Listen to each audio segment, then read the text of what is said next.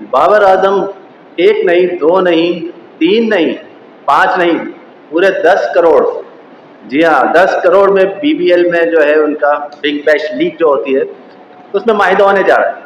और बाबर आजम महंगे तरीन प्लेयर होंगे जो 10 करोड़ में बीबीएल में जो है अपनी एंट्री दे रहे हैं, क्योंकि Babar Azam first time ever BBL खेलने जा रहे हैं।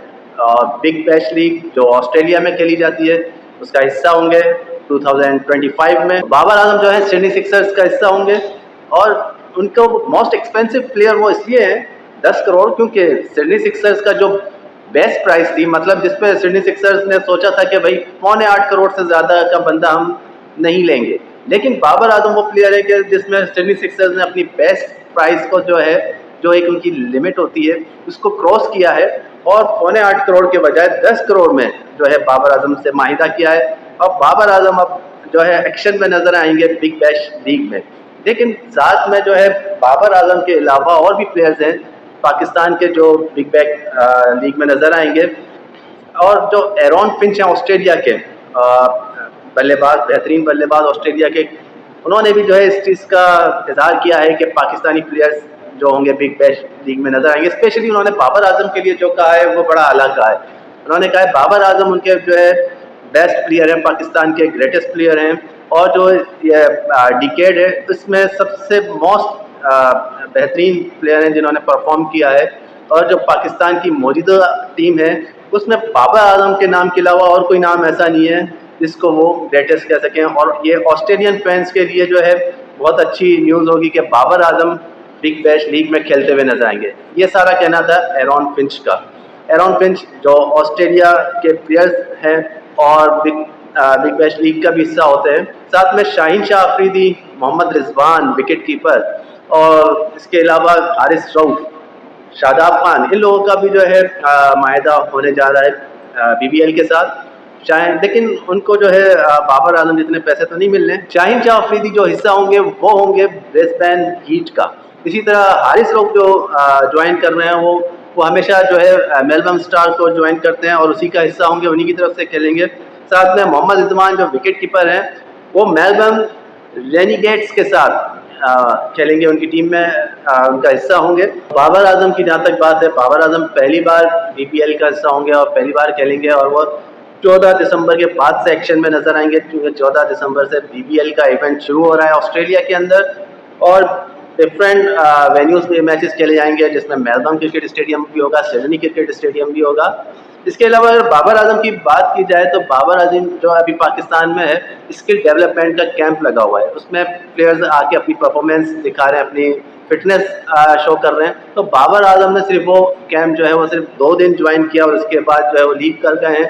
और वो एनओसी तो ऑलरेडी उनको मिल चुकी थी, तो वो अब इंटरनेशनल विजिट के लिए चले गए हैं पीसीबी से इजाज़त लेने के बाद। बाबर आजम जिनके लिए हमेशा कहा जाता है कि बाबर आजम जो है वो T20 के स्पेशलिस्ट नहीं है और वो T20 के लिए परफॉर्मर नहीं है, परफॉर्मेंस उनकी नहीं है।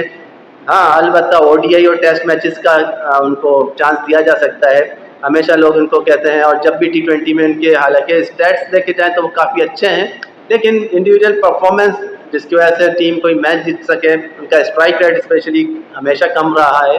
लेकिन फिर भी बीबीएल ने उनको जो है कॉन्ट्रैक्ट दिया है, और बहुत महंगा कॉन्ट्रैक्ट दिया है, 10 करोड़ का कॉन्ट्रैक्ट है। अगर बाबर आजम की पाकिस्तान क्रिकेट के हवाले से बात की जाए तो बाबर आजम की इसी तरह है कि जैसे घर की मुर्गी दाल बराबर। तो बाबर आजम को T20 में इस दफ़ा हिस्सा बनाया नहीं गया है। और अगर पीएसएल में बाबर आजम की लास्ट परफॉर्मेंस देखी जाए, पीएसएल 10 सीज़न जो था, तो उसमें बाबर आजम ने जो है तकरीबन 10 मैचेस खेले हुए हैं, 10 मैचेस के साथ 10 इनिंग भी खेली, और साथ में जो है 288 रन उन्होंने टोटल बनाए हैं।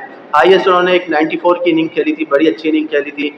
और साथ में अगर उनका एवरेज देखी जाए तो 36 का एवरेज है। लेकिन बाबर आजम के स्ट्राइक रेट की बात की जाए, अगर पीएसएल में भी देखा जाए तो खाली 128 रन का बाबर आजम का स्ट्राइक रेट था, जो कि ये बुरा तो नहीं कहेंगे, लेकिन इतना अच्छा भी नहीं है कि T20 के लिए अगर मॉडर्न क्रिकेट को देखा जाए तो कम से कम 150 से 200 के दरमियान में स्ट्राइक रेट जो होता है वो अच्छा बैट्समैन कंसीडर किया जाता है T20 में। लेकिन अगर बात की जाए हसन अली और हारिस रऊफ की, तो दोनों अपनी अपनी लीग्स में बड़ी अच्छी परफॉर्मेंस दे रहे हैं। हारिस रऊफ जो है वो लॉस एंजलिस के अगेंस्ट और न्यूयॉर्क के अगेंस्ट उन्होंने बड़ी अच्छी परफॉर्मेंस दी, क्योंकि जो हारिस रऊफ सैन फ्रांसिस्को का हिस्सा है, उन्होंने एक जगह 4 विकेट ली, एक जगह 2 विकेट ली। इसी तरह हसन अली ने भी बड़ी अच्छी परफॉर्मेंस दी है। इंग्लैंड में जो लीग खेली जा रही है उसमें उन्होंने हैट्रिक भी करी और एक मैच के अंदर 6 विकेटें भी हासिल करी।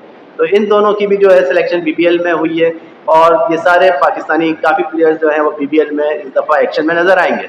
और पाकिस्तान में रहते T20 में बाबर आजम को चांस देने की जहाँ तक बात है, तो पाकिस्तान के जो डायरेक्टर हाई परफॉर्मेंस है आकिब जावेद, उनका कहना है कि चाहे बाबर आजम हो या कोई भी प्लेयर, वो परफॉर्म करेगा तो T20 या पाकिस्तानी टीम का हिस्सा बनेगा। जिसकी परफॉर्मेंस नहीं होगी, चाहे नाम बड़ा जितना भी हो, उसको चांस नहीं दिया जाएगा। और यही वजह है कि जो अर्ली स्टेजेस पे जो कैंप लगाए उसमें 60 प्लेयर्स को उन लोगों ने सिलेक्शन किया है, जिसको शॉर्ट लिस्ट करते हुए 30 प्लेयर्स रखेंगे। और वो कह रहे थे कि इन्हीं 30 प्लेयर्स, ये सारा जो प्रोसेस है वो आगे जाएगा और इसी तरह जो प्लेयर्स हैं वो इस प्रोसेस के तहत अब टीम का हिस्सा बना करेंगे।